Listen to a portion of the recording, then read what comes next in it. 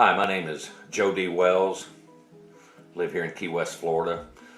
A lot of the locals around the island call me Island Joe, but that's a story in itself, and maybe I'll write that someday. But what I'm going to talk about is the first book I wrote called The Last Ruble, Part 1, A Story is Born. Now, I wrote this some time ago, and I sold quite a few books in print, and it's starting to pick up and do well on Amazon in the ebook form. I want to thank all the people around the world and the country for buying it. Thanks a lot. But what I did was, I went back and I didn't rewrite the book or change the plot. What I did was I added some clarification. Because when I'm sitting around with my buddies at happy hour or lunch or dinner and we're talking about all kinds of different subjects. So if one of my books comes up and they'll say, well, I read your book, and I've heard this from quite a few people. I read your book, but here's my problem. Now, side note, I'll take constructive criticism all day long. If it's just mean criticism, then it's like water on a duck's back with me. But what they're telling me is, when the characters, whether it's Jack Rivers or Vladimir or John Jay or the Captain Baptiste or whoever, when they're starting to have these conversations and you get 7, 8, 9, 10 lines into the conversation, it wasn't clear who was saying or who was talking to who. So I went back and I added this clarification. I said John Jay spoke to Captain Baptiste, or Jack Rivers was talking to Motar or Katie. So there's clarification. And then after I did this, I really liked it, liked the fact that I did this, because it did add clarification. And what that does is that has made the book read smoother and faster, so you don't have to go back and track on it. So I hope that the people who bought it will give it a second read. Like I said, it sells on Amazon in the ebook. I don't know what their policy is on doing an upgrade. I think it depends on what type of account you got. And then I'm getting ready to do some reprinting of this book right here, because I've had some emails from people who want me to put it back in print.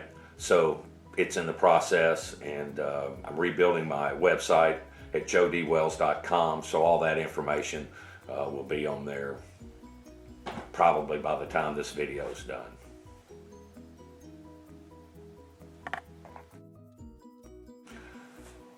I'm going to touch a little bit on what this book is about, because one of the toughest questions I get, and it's a tough question. I don't run up down the street saying I write books, but when somebody finds out I write books, and they'll say, what is your book about? What do you write about? What is The Last Ruble about?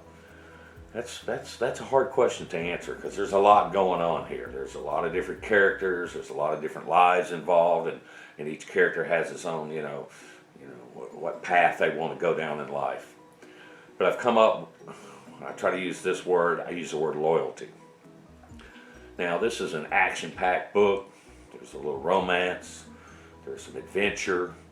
It takes place in the U.S., Paris, and Luxemburg, and that's based on some of my travels around the world in my younger days.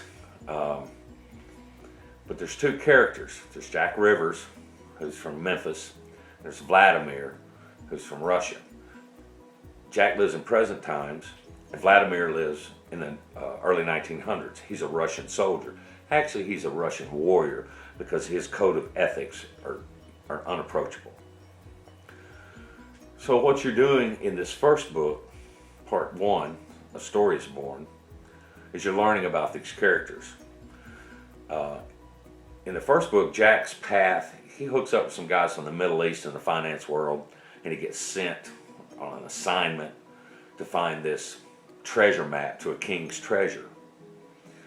Vladimir, who becomes John Jay in the early 1900s, is sent on a mission to protect the treasure.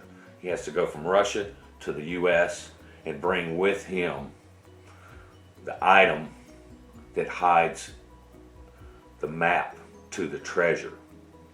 Vladimir, aka John Jay, goes through a lot of life-changing experiences with his family, the adjustment into coming into America. And you learn that both of these guys, this is back to the word loyalty, both of these characters, when they give their word that they're going to do something, then they're going to do it, no matter how many hurdles there are in front of them. They just won't stop. And that's what you learn about in part 1. Now, I have finished part 2. It's called The Assassins, and that's when the book really comes together. And as you read both these books, you're going to see these guys are on this path right here, and hopefully you'll enjoy it.